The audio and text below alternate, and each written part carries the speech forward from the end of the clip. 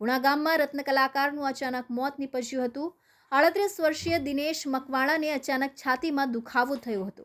ત્યારબાદ દિનેશને સારવાર અર્થે હોસ્પિટલ ખાતે લઈ ગયા હતા। જો કે હોસ્પિટલમાં તબીબોની સારવાર મળે તે પહેલાં જ તબીબોએ રત્ન કલાકારને મૃત જાહેર કર્યો હતો। રત્ન કલાકાર દિનેશને કોઈ પણ ગંભીર બીમારી ન હતી। અચાનક છાતીમાં દુખાવો થયા બાદ મોત નીપજતા પરિવાર શોકમાં ગરકાવ થઈ ગયો હતો। હાલ પુણા પોલીસે મૃતદેહને પીએમ અર્થે મોકલી કાર્યવાહી હાથ ધરી છે। જો કે મોતનું સાચું કારણ જાણવા માટે પીએમ રિપોર્ટ બાદ જ યોગ્ય કારણ બહાર આવશે।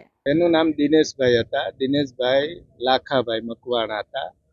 એને થોડું એને એમ થયું કે મને એસિડિટી છે, એટલે એસિડિટીની ટીકડી પીધી, પણ એને છાતીમાં જે મૂંઝારો હતો ને એવું એને કંઈ ભાસ ન થયો કે મને આવી રીતે, એટલે ધીમે ધીમે દુખવા રહ્યું, એટલે એસિડિટીની ટીકડી પીધી એને, બરોબર। ટીકડી પીધી તો એને ઉલટી થઈ એટલે તરત જ એને આમ ટાટિયા ને બધું આમ થોડું શરીર લૂઝ પડવા માંડ્યું। લૂઝ પડ્યા પછી તરત જ એના ઘરવાળા હતા, એને અવાજ નીકળી ગયો કે ભાઈ દોડો, એ કે કાંઈક દિનેશને થઈ ગયું એમ।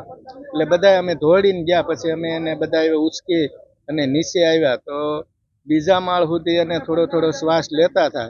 પછી 4 વ્હીલમાં નાખ્યા એટલે એનો શ્વાસ બંધ થઈ ગયો।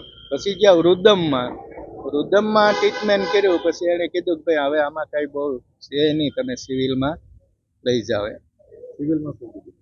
સિવિલમાં પછી તો અહીંયા જે પોસ્ટમોર્ટમમાં જ આવ્યા હતા। શું લાગે છે કઈ રીતના એને અટકથી